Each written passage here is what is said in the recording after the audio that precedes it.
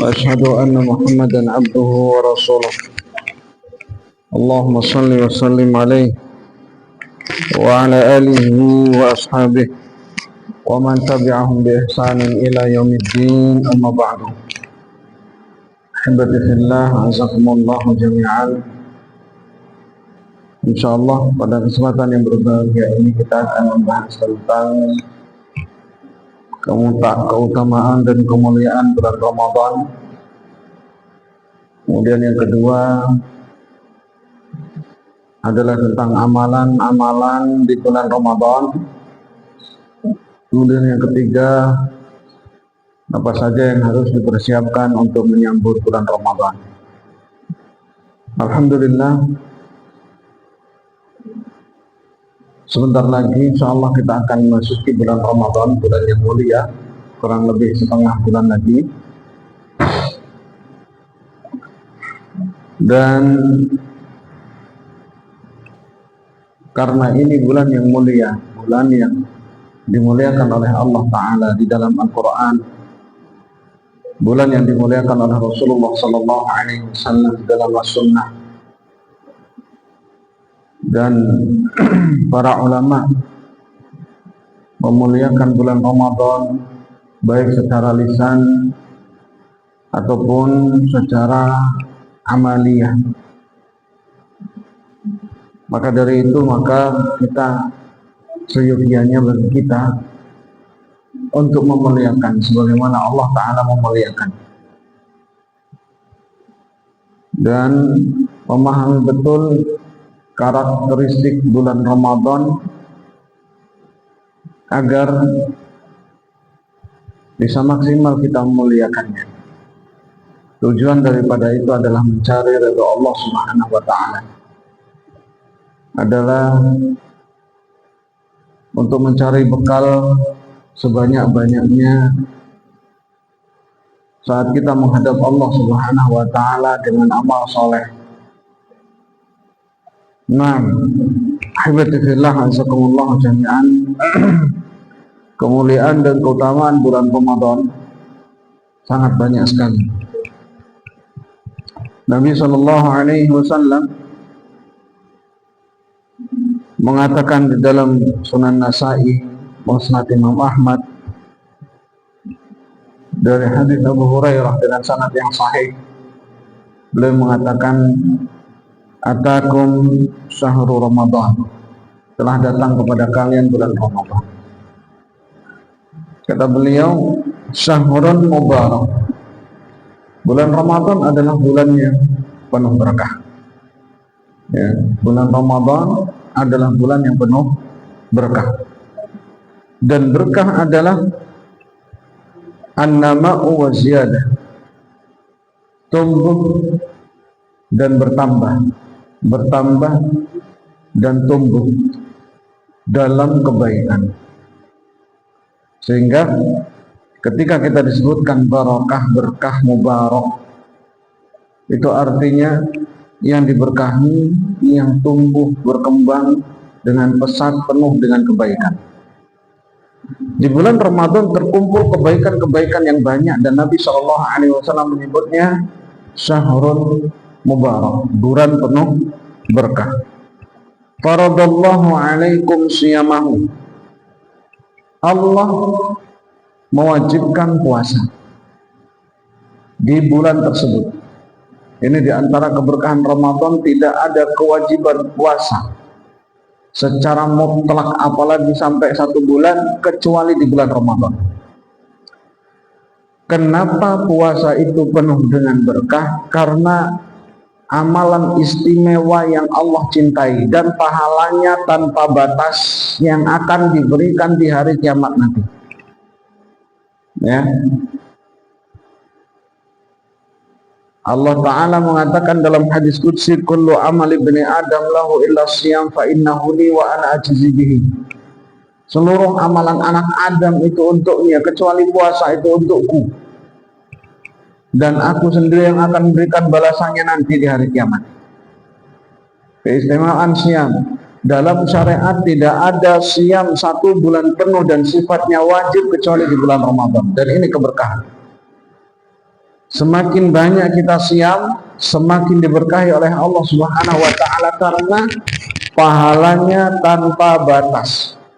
Dan siam itu bukan siam sunnah, tapi siam wajib yang pahalanya jauh melampaui puasa-puasa sunnah. Amalan-amalan wajib pahalanya jauh melampaui amalan-amalan sunnah, terlebih di bulan Ramadan yang pahalanya berlipat ganda. Sudahlah dia wajib terdapat di bulan Ramadan. Ini diantara apa?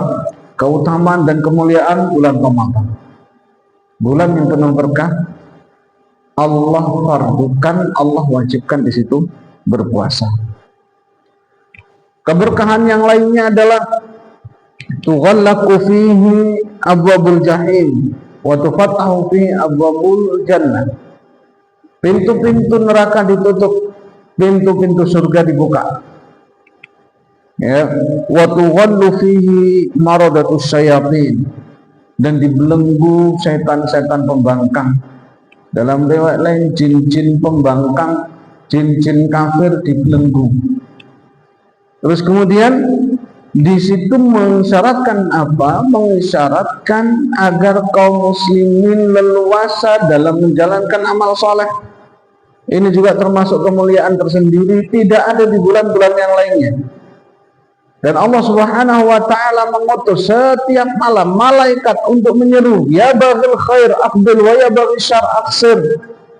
Wahai yang menginginkan amal soleh kebaikan, lakukan cepat, jangan tunda-tunda. Wahai yang ingin maksiat, ya.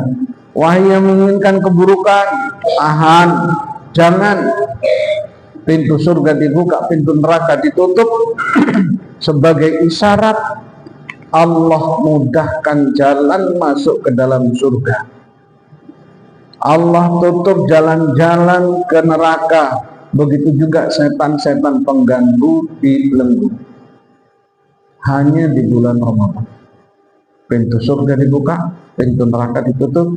Setan-setan yang nakal, yang kafir itu dibelenggu. Dalam riwayat lain dirantai, wasulsilati syayatin. Kemuliaan yang lainnya, fihi lailatun khairun min alfi syahrin.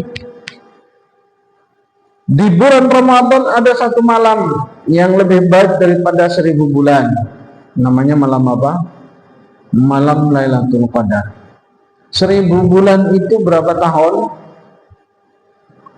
83 tahun lebih. Ketika kita beramal soleh di malam itu, maka amal soleh kita lebih baik daripada kita beramal soleh 83 tahun lebih. Ya, ini kemuliaan bulan Ramadan dan ini salah satu rahmat Allah Subhanahu wa taala. Salah satu rahmat Allah kepada umat di bulan Ramadan memberikan apa? Lailatul Qadar. Sehingga walaupun dia hanya satu malam, hitungannya lebih baik daripada 1000 bulan. Allah taala jadikan usia umat ini pendek. 60-70 tahun lebih daripada itu ada, tapi sedikit kata Nabi SAW. Antara 60-70 tahun umat-umat terdahulu ribuan tahun, seperti Nabi Nuh alaihi salatu wassalam, dakwahnya saja itu 950 tahun. Beberapa riwayat menyatakan usia beliau adalah 1050 tahun, sebagian yang lain 1070 tahun. Bagian yang lain ada yang mengatakan 2800 tahun. Berapa tahun? 2800 tahun. Alangkah panjang.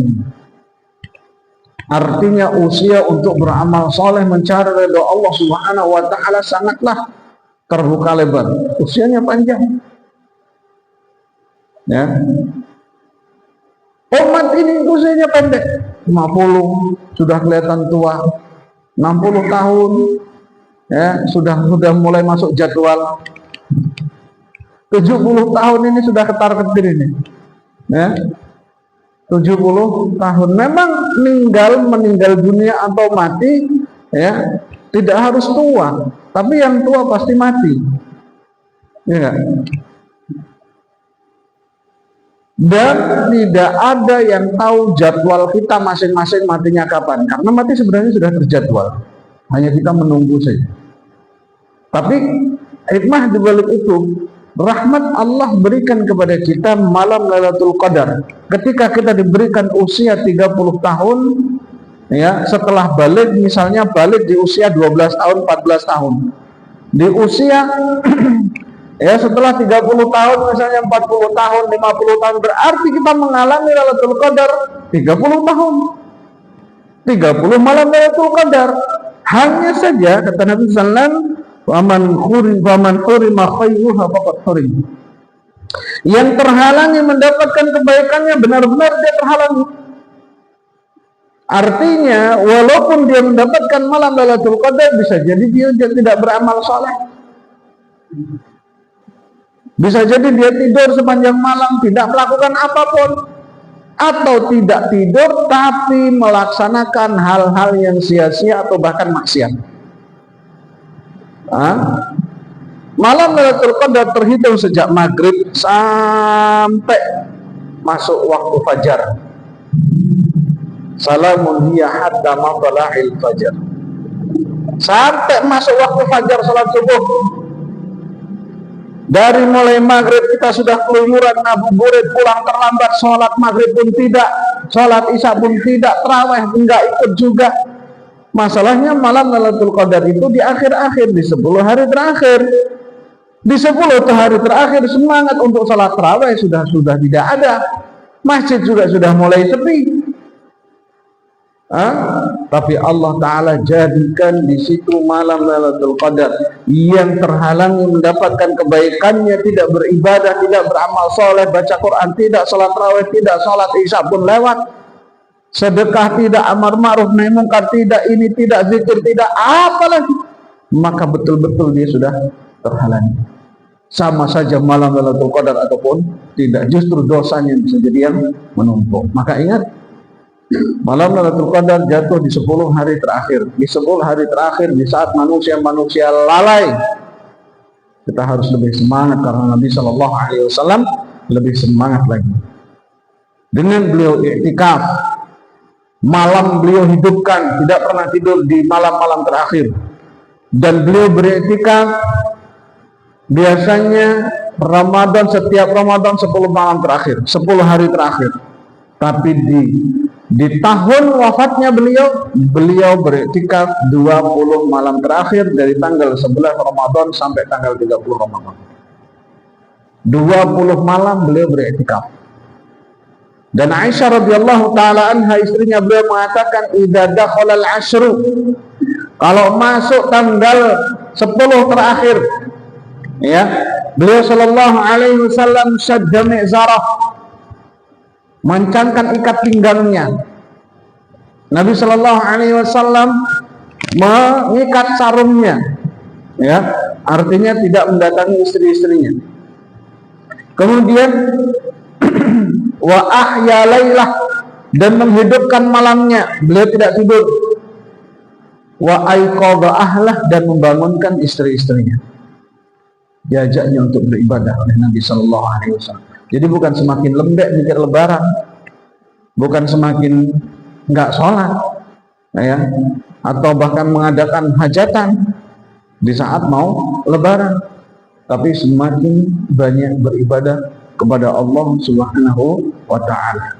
Termasuk diantaranya adalah, kalau kita menghidupkan malam Lailatul Qadar, berarti paling tidak kita dalam 10 malam terakhir pasti akan ketemu satu malam, gitu. Dan beliau sallallahu alaihi wasallam yang memerintahkan untuk mencari taharrau Lailatul Qadri fil ashril awakhir, cari malam Lailatul Qadar di 10 malam terakhir. Dalam beliau lain, fil witri minal ashril awakhir, di malam ganjil 10 malam terakhir kita diperintahkan untuk mencari. Bentuknya bagaimana? Setiap malam Nabi Shallallahu Alaihi Wasallam tidak pernah tidur. Kalaupun mau sedekah 1 juta per malam, insya Allah nembus. siapkan 10 juta. Nah, kalau itu bentuknya sedekah, berarti 1 juta kita bersedekah mendapatkan malam Lailatul Qadar di malam itu, sama pahalanya lebih baik daripada 1000 bulan, atau sama kita bersedekah lebih daripada 83 tahun, lebih daripada 83 tahun, dan lebih baik lagi daripada itu. Subhanallah. Nah, jadi memang harus ada niat. Betul, kalau tidak ada niat, kata Nabi SAW, yang terhalangi mendapatkan kebaikannya, maka dia benar-benar telah pahalanya. Baik, sudah berapa tadi yang kita ambil dari keutamaan dan kemuliaan bulan Ramadan? Ya, diwajibkan puasa, bulan penuh berkah, pintu langit dibuka, pintu-pintu neraka ditutup, syaitan-syaitan dibelenggu. Di situ ada 1 malam yang lebih baik daripada 1000 bulan. Banyak sekali, alhamdulillah, barokahnya. Kemudian bulan Ramadan disebut juga dengan Syahrul Maghfirah. Disebut juga dengan Syahrul Maghfirah. Ada satu hadis yang menyebutkan tentang bulan Ramadan itu terbagi menjadi 3. Awaluhu rahmah, 10 pertama adalah rahmat, 10 kedua adalah maghfirah, dan 10 ketiga adalah itqum minan nar. Namun hadis ini dhaif secara sanad, ya, sehingga tidak bisa dijadikan hujjah dan dalil, dan para ulama menyatakan hadis ini mungkar dan juga bertentangan dengan hadis-hadis yang lainnya, artinya tidak bisa dijadikan hujjah. Apa kemudian bulan Ramadan bukan bulan ampunan? Justru bulan Ramadan bukan hanya 10 hari, tapi sepanjang bulan Ramadan adalah bulan ampunan. Dari mulai tanggal 1 maghrib, ya, tanggal 1 Ramadan itu sudah masuk bulan ampunan, sampai terakhir maghrib Ramadan, mau maghrib terakhir, ya, kalau sudah masuk maghrib ini berarti sudah masuk bulan Syawal. Nah, itu semuanya adalah ampunan. Baik. Dan semua di bulan Ramadan adalah syahrul rahmah, bulan kasih sayang. Semua sepanjang Ramadan adalah bulan pembebasan dari siksa api neraka. Nabi Shallallahu Alaihi Wasallam mengatakan tentang Ramadan ini bulan ampunan. As-salawatul khamsu wal jum'atu ila al-jum'ati wa ramadhanu ila ramadhana mukaffiratun ma bainahunna idza tunibatil kaba'ir. Diriwayatkan Imam Muslim, salat 5 waktu penghapus dosa. Terus kemudian salat Jumat juga penghapus dosa. Kemudian Ramadan juga adalah penghapus dosa. Jadi antara salat 5 waktu dengan satu dengan yang lainnya ini penghapus dosa dengan salat sebelumnya. Salat maghrib ini tadi menghapuskan dosa dari asar. Salat isya menghapuskan dosa dari maghrib. Begitu juga Jumat, ya, Jumat kemarin yang kita lakukan sekarang ini menghapuskan dosa dari kemarin, dan seterusnya. Ramadan yang tahun lalu terus berjalan, Ramadan ini menghapuskan dosa-dosanya 1 tahun. Yang harian penghapusan dosa pekanan dengan Jumat, ya, dan tahunan. Tentu harus dilaksanakan. Kalau sholat 5 waktu, ya sholat 5 waktu, jangan ditinggal. Kalau Jumatan, ya sholat Jumat. Kalau Ramadan, siang Ramadan, dan kewajiban-kewajiban yang lainnya. Nah, terus kemudian amaliyah juga yang ada di bulan Ramadan. Secara khusus Nabi Shallallahu Alaihi Wasallam menyebutkan, man shoma Ramadana imanan wahtisaban, ghufira lahu ma taqaddama min dzambi. Yang siam Ramadan dengan iman dan ihtisab, berharap pahala kepada Allah. Dasarnya iman dan berharap, minta pahala kepada Allah yang banyak, diampuni dosa-dosa yang telah lalu.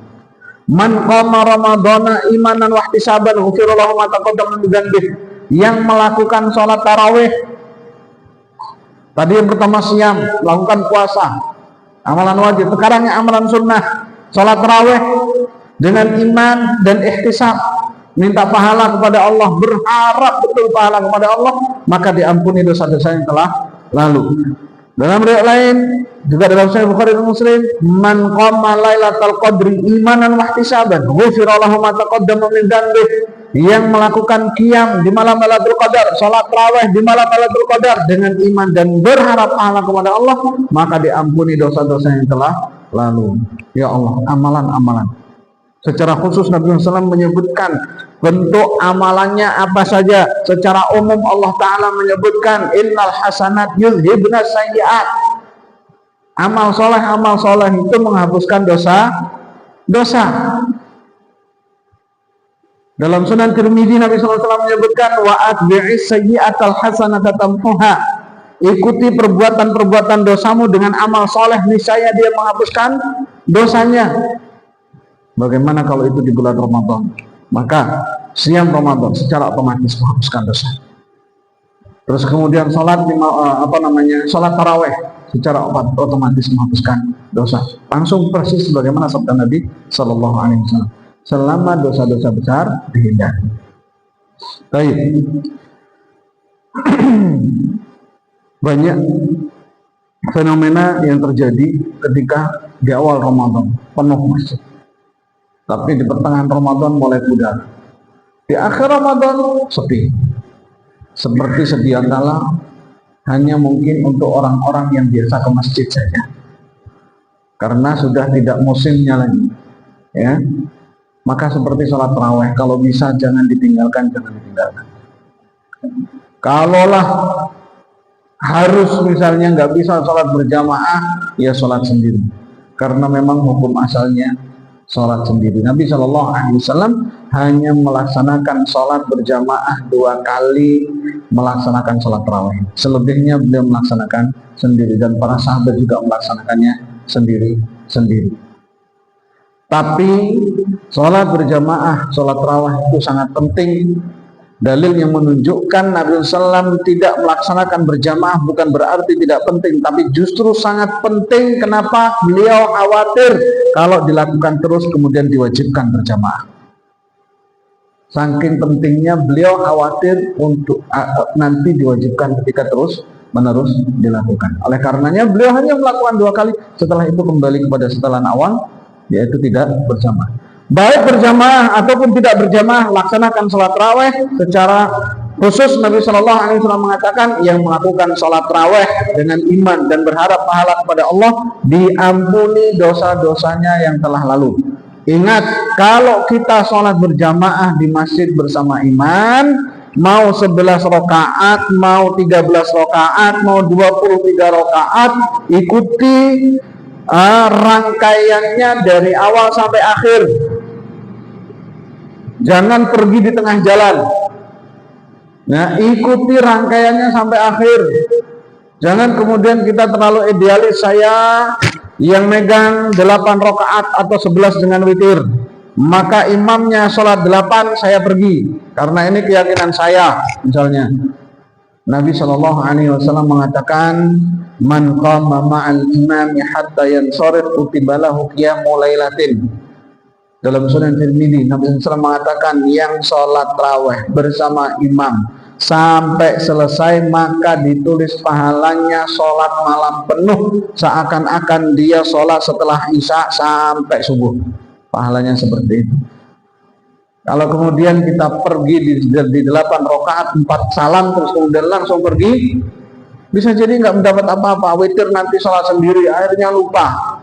Ingatnya cuma makan sahur, setelah makan sahur sudah ternyata belum sholat witir. Nah, jadi ikuti sampai imam selesai. Sekali lagi tidak masalah sholat sendiri ya, dengan tetap menjaga kekhusyuan, rukun dan syaratnya tetap dipenuhi ya, jangan cepat-cepat, jangan balapan ya. Kalau mau sholat berjamaah bersama imam di masjid, lakukan juga dengan baik ya. Oh, di masjid terlalu cepat dan seterusnya, cari masjid yang baik bacaannya, yang tidak terlalu cepat sehingga tumakninahnya juga sempurna. Kalau misalnya kita kurang yakin, ya sholat sendiri, tapi juga jangan cepat-cepat. Berhujah di masjid terlalu cepat, di rumah kita sholat balapan. Nah, sama saja. Nah, baik.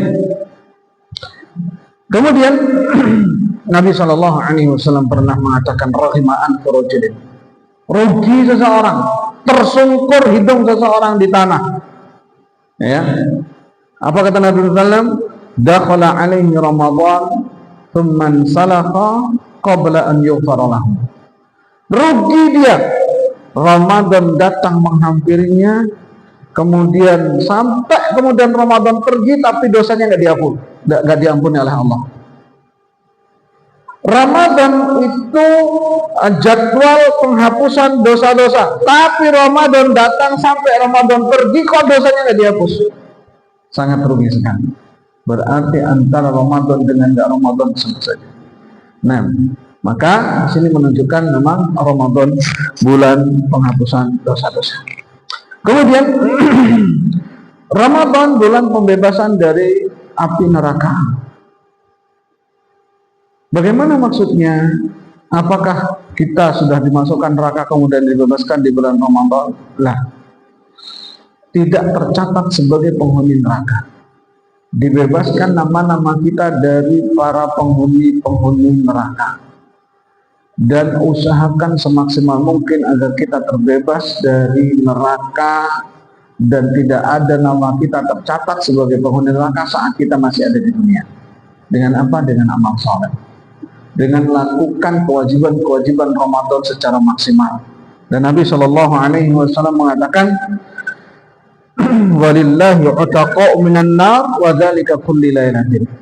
Dan Allah memiliki hamba-hamba yang dibebaskan dari neraka, ya, di setiap malam-malam Ramadan. Jadi setiap malam ada nama-nama yang dihapus atau tidak terdaftar di penduduk neraka. Dalam riwayat lain, inna lillahi utaqa'u fi kulli yaumin wa lailatin.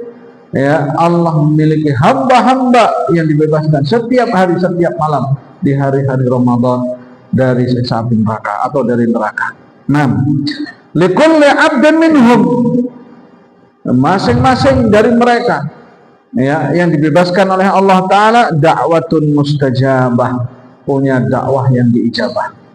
Nah, jadi di antara sir atau rahasia hadis ini adalah agar kita memperbanyak berdoa,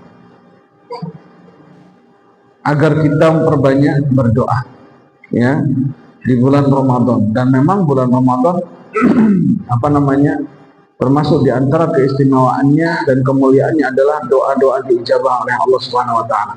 Dan di antara tanda kita ini dibebaskan dari api neraka adalah doa kita diijabah oleh Allah Subhanahu wa taala. Hadis diriwayatkan oleh Imam Ahmad dalam musnadnya dengan sanad yang sahih.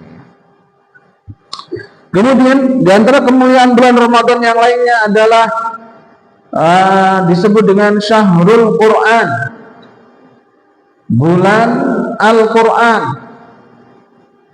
Nah, dan ketika dinisbatkan kepada Al-Quran, maka dia menjadi yang paling mulia di antara bulan-bulan yang lainnya. Kenapa? Karena Al-Quran merupakan sifat Allah, kalam Allah Subhanahu wa ta'ala, dan kalam adalah sifat Allah. Nah, jadi bagaimana kok bisa menjadi bulan yang paling mulia? Coba kita perhatikan. Jangankan bulan, apapun yang turun di situ Al-Quran menjadi mulia dan pasti, kapanpun, dimanapun, dan siapapun. Coba kita perhatikan. Al-Quran turun di mana? Tempatnya Makkah. Maka Makkah menjadi negeri paling mulia dari sekalian negeri yang ada. Terus kemudian kepada siapa? Kepada Nabi Muhammad SAW. Maka Nabi Muhammad SAW adalah manusia paling mulia dari sekalian manusia yang ada. Kapan? Di bulan Ramadan. Bulan Ramadan, bulan yang paling mulia. Tepatnya di malam Lailatul Qadar. Malam Lailatul Qadar, malam paling mulia dari sekalian bulan. Dibawa oleh siapa? Malaikat Jibril. Malaikat Jibril adalah malaikat paling mulia. Maka kalau kita pengen mulia, datangkan hadirkan Al-Quran pada diri kita. Para ulama salaf betul-betul memuliakan dan mengagungkan Al-Quran di bulan Ramadan. Disebutkan oleh banyak ulama, ya, dalam masalah ini. Nah, Ibnu Abbas radhiyallahu taala anhuma beliau mengatakan, kana Nabi sallallahu alaihi wasallam ajwadan nas. Nabi sallallahu alaihi wasallam adalah manusia paling baik, manusia paling jud, paling dermawan. Wa ajwadu ma yakunu fi Ramadan, dan paling baiknya Nabi sallallahu alaihi wasallam adalah di bulan Ramadan. Ini rata-rata manusia. Di atasnya lagi adalah manusia-manusia dermawan, manusia-manusia baik, manusia-manusia mulia. Dan Nabi Shallallahu Alaihi Wasallam adalah manusia paling mulia, nomor satu di antara manusia-manusia lainnya. Baik, tapi paling baiknya Nabi Shallallahu Alaihi Wasallam adalah di bulan Ramadan.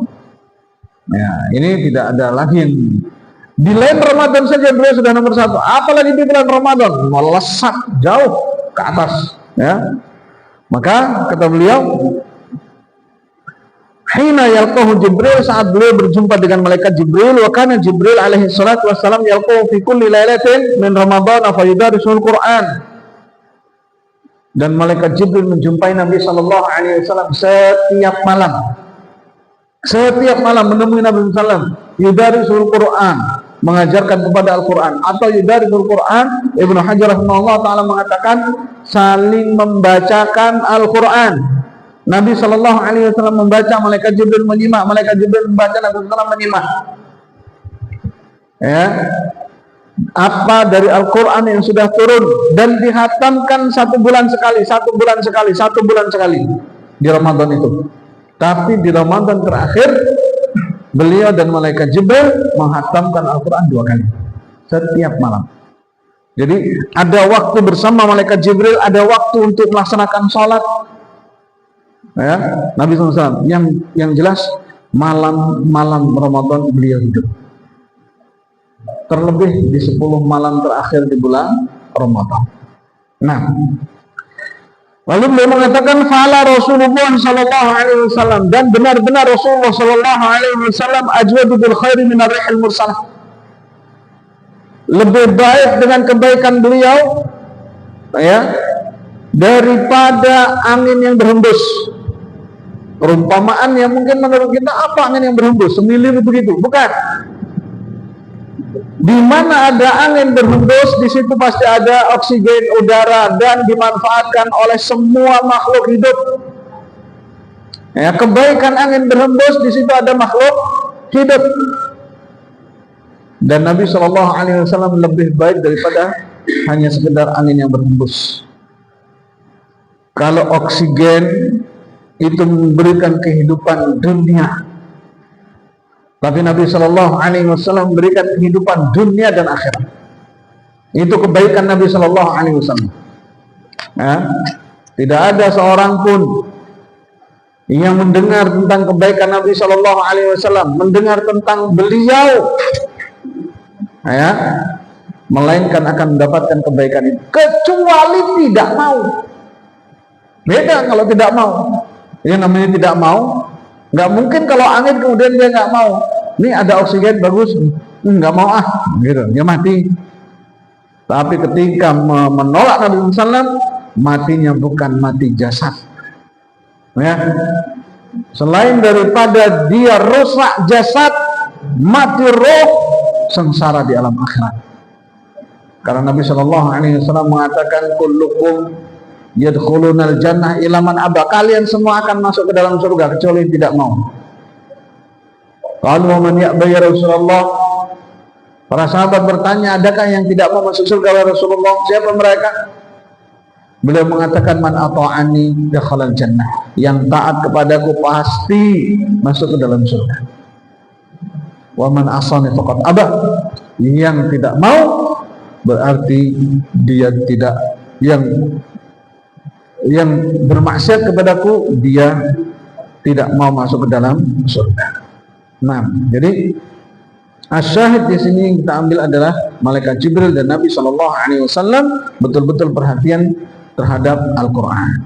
Nah, Dan Allah Ta'ala jelas dalam Al-Quran mengatakan syahrul Ramadan alladzi unzila fihi Al-Quran, bulan Ramadan di situ diturunkan Al-Quran. Inna anzalnahu fi lailatul qadar, sungguhnya kami menurunkan Al-Quran di malam Lailatul Qadar. Nah, begitu juga para ulama salaf disebutkan oleh Ibnu Jauzi dan yang lainnya.